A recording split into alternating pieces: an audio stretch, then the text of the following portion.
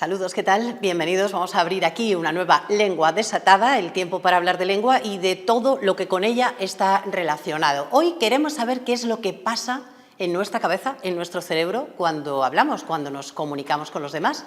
Queremos saber por qué a veces hay cosas que no funcionan, por qué no podemos pronunciar una palabra y eso significa a lo mejor que hay algún tipo de trastorno o simplemente no, es algo muy común. Esto de lo tengo en la punta de la lengua pero ahora mismo no me acuerdo. Vamos a ver cómo funciona nuestra cabeza y lo vamos a hacer con una persona que sabe mucho de estas cuestiones, que es filóloga, que además es experta en las áreas relacionadas con la neurolingüística y otras ciencias que andan por ahí muy cercanas. Se trata de Olga Ivanova. ¿Qué tal, Olga? ¿Cómo estás? Ana, buenos días, ¿cómo estás? Gracias por estar aquí de nuevo, porque ya tuvimos una conversación muy bonita con otra amiga tuya, con María Lebedeva, que es rusa, tú eres ucraniana, tuvimos esa conversación en la que mostrábamos cómo la amistad está muy por encima de todo. Claro. Y cómo trabajabais desde aquí por apoyar a las personas que están sufriendo la guerra y así seguís, ¿no? Echando una mano a todos los refugiados, la gente que está viniendo, ayudándoles a interpretar las cosas, a expresarse en el español, porque ellos no lo dominan. Es dura esa tarea, ¿no? Sí, es una de las tareas que estamos intentando llevar a cabo, ayudar a la gente refugiada para que no se sientan abandonados, no se sientan desplazados, que bueno, lo están, ¿no? Y lo son, pero que por lo menos se pueden integrar, pueden empezar a entenderse con la gente que les está ayudando y bueno, que simplemente se sientan acompañados en el día a día. Una necesaria tarea la que estáis llevando a cabo. Olga Ivanova, ucraniana, como ya contábamos aquí en este programa, que lleva aquí en Salamanca, es una salmantina más. Y como yo decía, experta en, he dicho neurolingüística, pero la neurolingüística está cerca de otras ciencias, de la psicolingüística, de la lingüística clínica que se llama. ¿Podemos hablar un poco en general de qué significa cada una de ellas? Sí, bueno, todas las áreas que has mencionado, Ana, las disciplinas de la lingüística son profundamente interdisciplinares, es decir, se buscan vincular el estudio del lenguaje con sus bases, con otras funciones.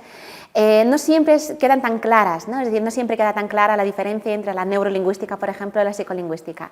Si quisiésemos definirlas de forma muy rigurosa o muy específica, diríamos que la neurolingüística se interesa fundamentalmente por el cerebro y cómo este cerebro puede definirse como un cerebro lingüístico, el que sostiene y hace posible que podamos hablar y podamos comprender. Mientras que la psicolingüística, así stricto sensu, sería una de las disciplinas de la lingüística que se ocupa del lenguaje como una función cognitiva.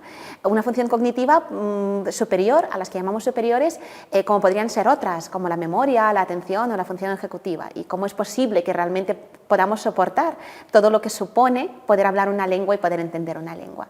Y luego existe esta otra disciplina que has mencionado, que me gusta mucho reivindicarla porque es menos conocida, tiene poco desarrollo y en general es una ciencia muy reciente, que es la lingüística clínica, y como su nombre indica, trabaja con el lenguaje, nos interesa el lenguaje, pero también esa segunda parte clínica se refiere a que nos interesa qué pasa con el lenguaje en personas que tienen un tipo de trastorno, que puede ser un trastorno clínico derivado de un trauma, por ejemplo, de un ictus, de un daño cerebral, o pueden ser trastornos de otro tipo, ¿no? Por ejemplo, cuando los niños nacen con algún tipo de discapacidad cognitiva o motora y cómo esto afecta a su capacidad comunicativa. Bueno, pues las preguntas que te voy a ir formulando tienen que ver con, yo creo que con estas tres patas que acabamos de mencionar. Y la primera que te quiero plantear es si el lenguaje está localizado en alguna parte de nuestro cerebro, porque se dice, ¿no?, que hay un hemisferio que está más dedicado a unas cosas y otro está más dedicado a otras. ¿Es verdad que el lenguaje está específicamente en un lado de nuestro cerebro? Bueno, el lenguaje está en el cerebro, esta es la clave, ¿no? De hecho, nosotros no podríamos comunicarnos, ni hablar, ni comprender si no estuviera en el cerebro, que es nuestro órgano más inteligente, más importante. Pero es un gran debate dónde exactamente está en el cerebro. Durante muchos años, desde el siglo XIX, existía una idea general, existía un modelo que se conoce como el modelo de Broca y Wernicke, que localizaba la producción lingüística y la comprensión lingüística en dos áreas muy específicas del cerebro, especialmente en el hemisferio izquierdo. Pero gracias a los avances de la ciencia, sobre todo en los últimos 30-40 años, desde cuando se puede mirar el cerebro de una persona viva sin hacerle daño, hay muchas técnicas conocidas como las técnicas de neuroimagen, por ejemplo, que nos permiten observar qué es lo que pasa en el cerebro cuando hablamos o cuando comprendemos. Sabemos que no está tan específicamente localizado. Sí, lo que sabemos actualmente es que predominantemente está localizado en nuestra parte izquierda, en el hemisferio izquierdo. Es nuestro hemisferio más lingüístico, pero es mucho más de lo lo que activamente se consideraban como las áreas del lenguaje. Ocupa, de hecho, más áreas de las tradicionalmente relacionadas con el lenguaje, porque estas áreas, si pensamos cómo es el lenguaje, soportan todas las funciones que queremos hacer. Hablar o comprender no solo significa captar palabras del entorno o producir palabras. Hacemos muchos tipos de procesos, muchos tipos, podríamos decir, hasta cálculos, ¿no? Para poder combinar unidades mínimas, que serían los fonemas y morfemas, los morfemas en palabras y palabras en oraciones. Y eso darle un Y sentido. esto se soporta en una parte importante del cerebro, y quiero decir que, aunque sabemos que el lenguaje está fundamentalmente en el hemisferio izquierdo, el derecho también nos ayuda. No está tan implicado en el lenguaje, pero hay partes del hemisferio derecho que también nos ayuda a comprender y a hablar. Hay algo bastante común en las demencias, tú has trabajado muchísimo con ello, que es la afasia, y aquí ya apuntamos la primera palabra dentro de este ámbito, la afasia, es decir, que tienes incapacidad para producir palabras, ¿no? Para comunicarte hablando. Es lo más común, ¿no?, en algunos tipos de demencia. Bueno, la afasia en general como síndrome, la afasia no es única, por así decirlo, hay muchas variedades, muchas opciones de la afasia. Es probablemente uno de los lados más conocidos de lo que puede pasar a una persona que tiene un trastorno del lenguaje. En demencias también pasa, pero una afasia puede pasarle a una persona que ha tenido, por ejemplo, un accidente cerebrovascular, ¿no? Después de un ictus o de un infarto cerebral puede tener esa afasia.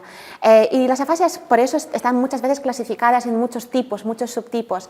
Las afasias pueden ser más específicas, pueden afectar a algún nivel del lenguaje concreto, por ejemplo, como mencionabas antes, a la dificultad de recuperar palabras o construir el discurso, ¿no? Por ejemplo, expresarse, aunque la persona entienda lo que le están diciendo, no puede construir el discurso para responder, o pueden ser más progresivas, por ejemplo, pueden afectar a más niveles del lenguaje y pueden derivar en que la capacidad lingüística se vaya perdiendo durante meses e incluso años. Es lo que suele pasar más en las demencias suelen ser más progresivas. Hay algunos trastornos que también están muy relacionados con la forma en la que nos expresamos. Esto seguro que los que están en casa lo han visto en muchas ocasiones, que hay personas que tienen un trastorno que les hace perder la inhibición que tenemos normalmente. Por ejemplo, no vamos por ahí diciendo tacos, no vamos por ahí llamando cosas a la gente. Sin embargo, hay personas que tienen dañada una parte, ahora nos contarás, o no sé qué es lo que les ocurre en su cerebro para que de repente puedan ir por la calle soltando improperios, insultos.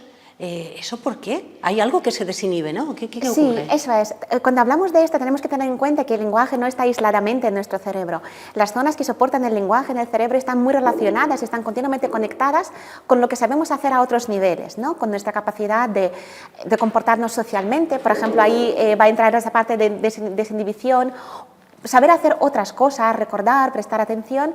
Y bueno, lo que puede ocurrir es que en algunos casos, cuando una persona tiene un trastorno muy específico que afecta a un área del cerebro relacionada en este caso con conocimientos sociales, con comportamiento, con la cultura, puede resultar en un comportamiento verbal, en esa producción lingüística poco apropiada, ¿no? Algo que, por así decirlo, se pierde el filtro de qué es lo que se puede decir y qué es lo que no se puede decir. ¿Las personas que pierden el filtro son conscientes de ello o no?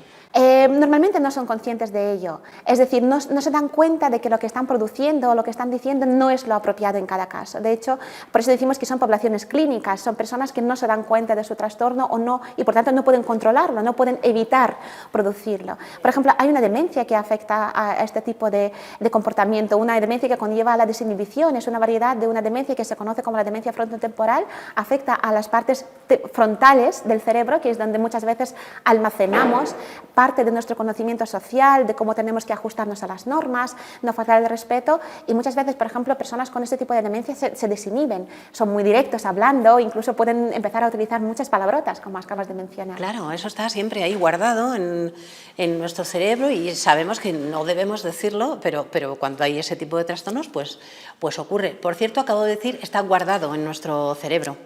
Hay como un almacén, siempre nos gusta pensar en la cabeza como si fuera un ordenador y dices, bueno, no, voy a echar mano de las palabras que tengo aquí para referirme a tal o cual cosa, y a veces nos salen, hay como un almacén, digamos, de palabras que vamos llenando. Nos gustaría imaginarlo, en realidad yo creo que todo el mundo nos vendría muy bien, entenderíamos muchas más cosas del lenguaje si dijésemos, bueno, ahí en el cerebro hay una caja en la que metemos muchas palabras o las reglas gramaticales o los morfemas y los utilizamos.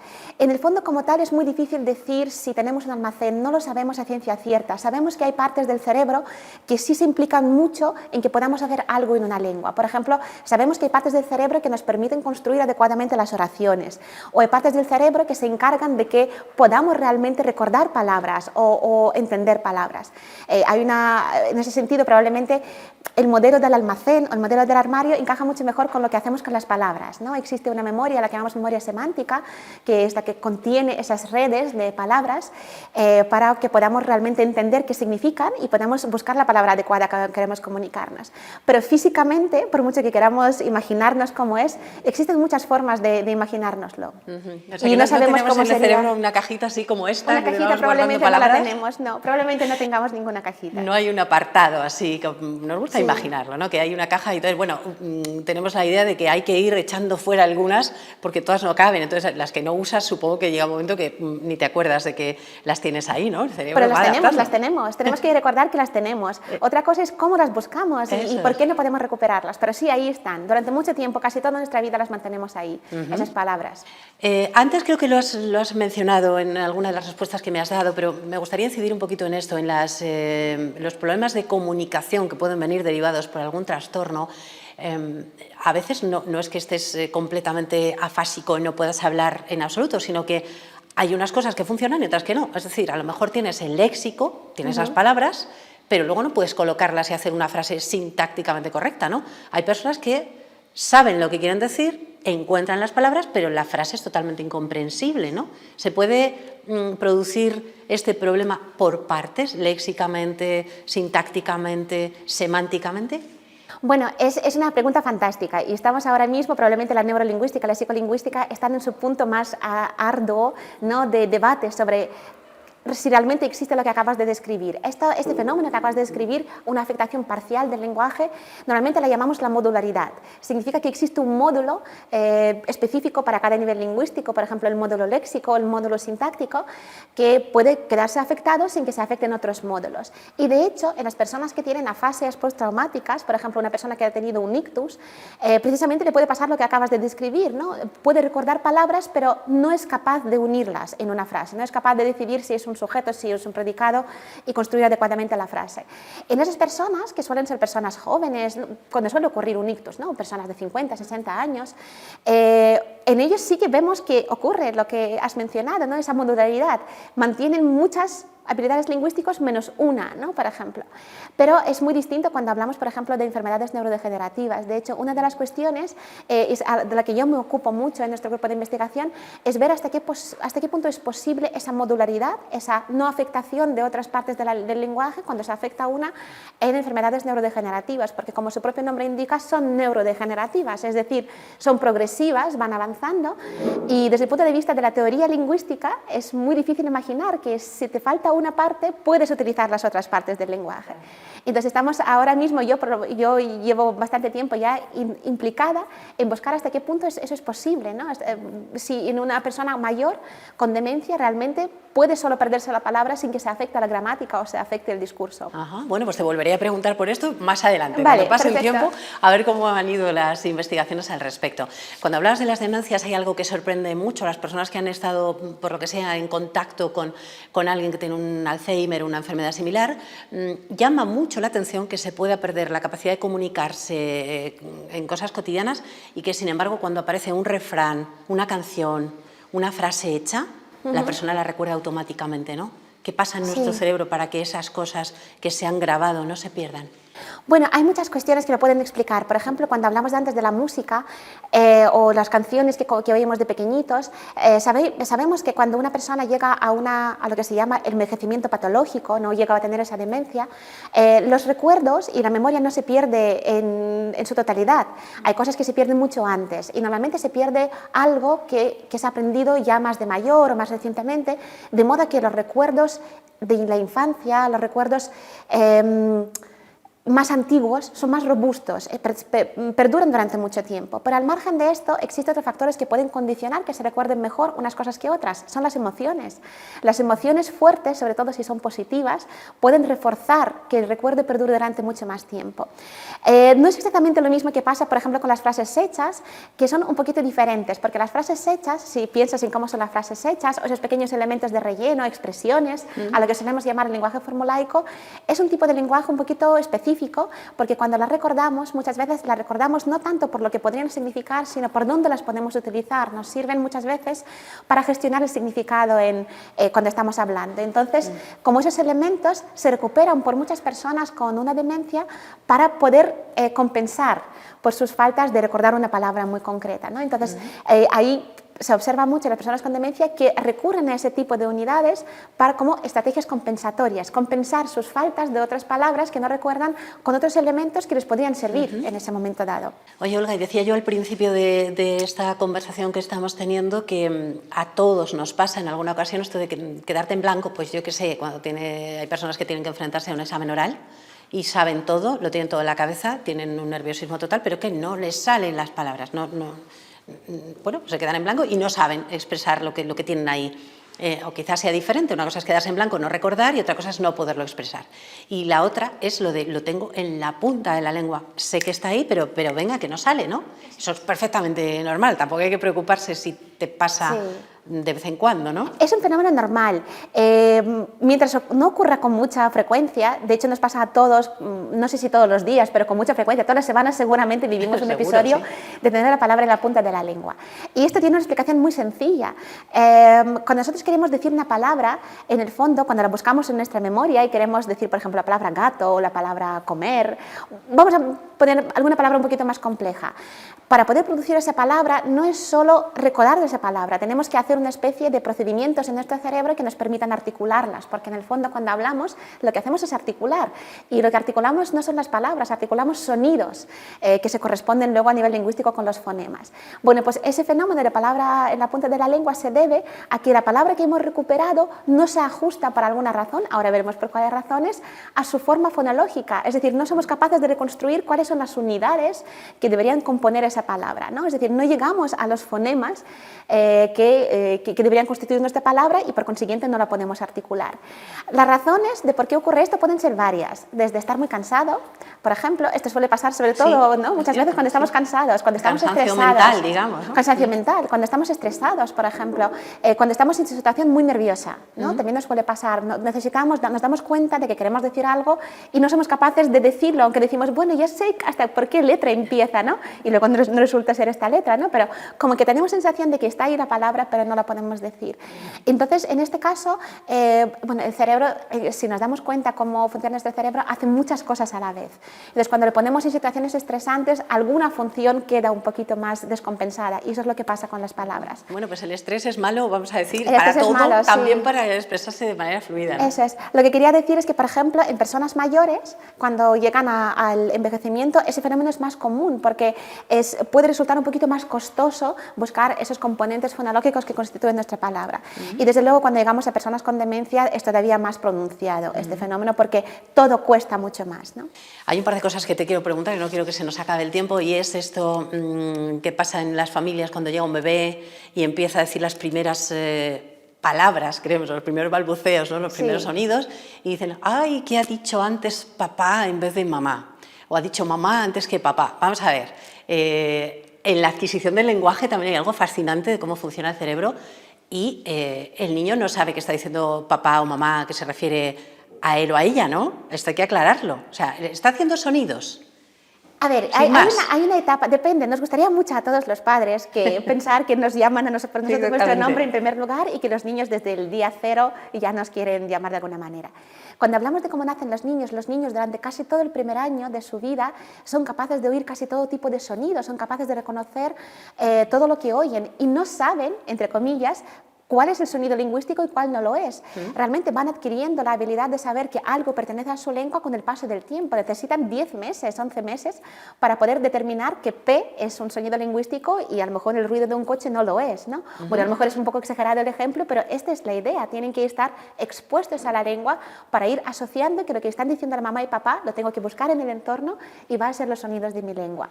Y respecto a lo que decías antes, si se dice papá y mamá, bueno, yo siempre cuento en clase, a modo de anécdota, que papá es mucho más probable que mamá como primera palabra, porque P es mucho más sencillo de articular que M, están muy cerca.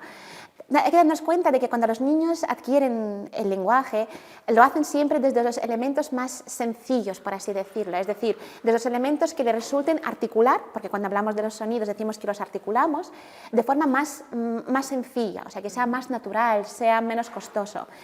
Y aunque P y M están muy cerca en la escala, en el fondo P es más sencillo. Es más fácil que M. P. Es un poquito más sencillo porque es un sonido oclusivo, es un sonido sordo, o sea, no hay que vibrar las cuerdas vocales y es, por lo tanto, de hecho, en muchas lenguas del mundo se considera como el fonema universal, porque está presente en muchísimas lenguas del mundo por su sencillez articulatoria. Aunque M va enseguida, prácticamente, ya está en el tercer puesto, pero en M ya hacemos más cosas. Es un poquitín más difícil, un poquito más difícil porque es nasal, porque es sonoro, entonces, bueno, hay que añadir un poquito más de dificultad. Bueno, pero pues papás y mamás hay matices, tampoco hay que ha llamado no primero nada. a papá, no ha llamado a nadie, articulado Eso una es. P que es un poquito más fácil. Y en tu caso, por ejemplo, Olga, tú hablas 5 idiomas, 5 por lo menos, ¿no? 7. 7 idiomas. Todavía más. ¿Qué pasa en tu cerebro que no pasa en otros cerebros para que nos resulte tan difícil aprender otras lenguas? ¿Porque Bueno, estamos ya. más preparados unos que otros o qué? Bueno, yo creo que no pasa nada diferente cuando nacemos, todos nacemos más o menos, bueno, es verdad que hay personas que tienen a lo mejor más agilidad en algún aspecto, pero podemos hablar no solo del lenguaje, de otras habilidades también. Pero en el cerebro de una persona que habla muchas lenguas solo hay una diferencia comparando con una persona que no habla otras lenguas. Y es que nosotros cuando hablamos 2 lenguas sistemáticamente, yo por ejemplo a diario hablo 2 lenguas, lo único que diferencia mi cerebro de otros cerebros más monolingües es que en mi cerebro se activa un pequeño área que me permite cambiar de lenguas. Es decir, un área que sería como el control lingüístico, que de hecho ha sido localizado gracias al grupo de investigación del autor que ha escrito el libro que traigo hoy como sugerencia. Ajá, Ellos han trabajado mucho en ese aspecto. Es la única diferencia, que mi cerebro está acostumbrado a cambiar continuamente de lengua. Otras diferencias pocas probablemente, es decir, utilizamos las mismas áreas cerebrales. Puede que me cueste un poquito más, pero estamos hablando de milisegundos, estamos hablando de pequeñas cantidades de tiempo en entender lo que me dicen, producir lo que me dicen, pero es el precio que pagamos por hablar 2 lenguas a la vez. Eso tiene que ver con el momento en el que se aprende también, ¿no? Quiero decir, la infancia, por supuesto, estamos más preparados para ello. Sí, por supuesto, en primer lugar importa mucho la edad de adquisición, pero también hay otro factor muy importante que no se nos puede olvidar, que es la frecuencia de uso. En ese sentido, yo creo que los estudios de bilingüismo han aportado mucha información nueva, muy diferente a lo que se sabía antes, y por ejemplo, sabemos que aunque hemos aprendido una segunda lengua ya de mayores, por ejemplo con 20 años, con 25, la edad de adquisición importa mucho, pero también importa mucho cómo de frecuente utilizamos esta lengua. Por ejemplo, si no se queda ahí guardado y no lo utilizas, no lo aplicas, ¿no? Exacto. Por ejemplo, pero vamos a pensar en personas inmigrantes, si han llegado con 30 años, están aprendiendo el español ahora mismo, si luego ellos utilizarán 2 lenguas a diario, el español y el ucraniano, por ejemplo, ellos se convertirán en lo que se conoce como bilingües tardíos, pero su mente también se acostumbrará, su cerebro se acostumbrará a cambiar continuamente en 2 lenguas, ¿no? La cantidad de práctica que hacemos también es muy importante. Estamos todavía a tiempo de ser bilingües tardíos, ¿eh? Nunca es tarde para ir aprendiendo más lenguas y por lo tanto tener más conocimientos sobre la vida, porque siempre decimos que saber más palabras, saber más lenguas nos ayuda a comprender mejor. Bueno, nos queda 1 minuto y medio. Olga, se nos van las conversaciones así rápidamente en la lengua desatada y quiero que me traigas esa recomendación del libro de la que me hablabas. Sí, bueno, yo traigo un libro que para mí es uno de los libros probablemente de mayor impacto, que ha sido publicado en español en los últimos años. Es de Albert Costa. Albert Costa lamentablemente ha fallecido hace unos años, era muy joven todavía, tenía 41 años. Albert Costa dirigía un grupo de investigación en la Universidad Pompeu Fabra, un grupo de investigación en bilingüismo. Trabajan precisamente en neurolingüística y en psicolingüística, trabajan con el cerebro, trabajan mucho con bebés, con niños, para ver cómo gestionan y cómo gestionamos en general los bilingües las 2 lenguas, cómo las vamos adquiriendo, cómo las vamos aprendiendo, cómo las vamos usando. Y el libro que traigo precisamente se llama así, El cerebro bilingüe. Es un libro que probablemente constituyó, bueno, es una especie de estado de la cuestión de todo lo que sabía Albert cuando lo escribió. Ese libro es de hace 2 años, sobre lo que podemos saber sobre el cerebro bilingüe, cómo manejamos 2 lenguas, cómo las aprendemos, cómo las usamos, cómo condiciona nuestro comportamiento y por tanto lo traigo como una lectura muy recomendada. Es un libro muy bien escrito, como todo lo que hacía Albert, muy accesible, lo puede leer perfectamente una persona que no es lingüista, no es lingüista, no es neurocientífica y de verdad que lo recomiendo, es un libro fantástico. Nos quedamos con Albert Costa y con El cerebro bilingüe. Y ya tengo aquí la caja, esta sí, esta es real, esta es de verdad, no como la del cerebro, que no tenemos un apartado así tan específico, para meter una palabra que dejaremos aquí guardada con mucho cariño. Dime, Olga. Bueno, pues desde la neurolingüística y lingüística clínica la palabra va a ser la comunicación. Comunicación. Sí, porque lo importante es la función principal del lenguaje, comunicarnos. Que el lenguaje sirve para muchas otras cosas, por supuesto, pero su función primordial es que nos podemos comunicar. Y desde las poblaciones clínicas, lo que quiero decir es que, por ejemplo, cuando hablamos de una persona con demencia, vemos que hace todo lo posible por comunicarse durante el mayor tiempo posible, a pesar de las lagunas o de las dificultades que tiene. Y yo creo que de esto se trata, ¿no? Que el lenguaje nos sirve para comunicarnos y esta es la esencia que nos permite vivir en sociedades, relacionarnos y realmente ayudarnos en todo. Hacer todo en nuestra vida es comunicarse. De modo que yo creo que sería la palabra más importante. Es imprescindible esta palabra, no sé cómo no estaba todavía en la caja, comunicación. No nos damos cuenta de el tesoro que tenemos en nuestra cabeza, en la punta de la lengua, en la forma de la comunicación, lo que es el lenguaje, que es la capacidad, y después la lengua, que es ese código que nos permite llegar a los demás. Muchísimas gracias, Olga Ivanova, por haber vuelto al programa para hablarnos de todo esto que pasa en nuestras cabezas, y me quedo también con esto que yo mencionaba. Todavía tenemos tiempo de seguir aprendiendo muchas más lenguas. Muchas gracias, Olga. Muchas gracias, Ana. Nosotros nos vamos, ya saben, la próxima semana más lengua desatada. Adiós.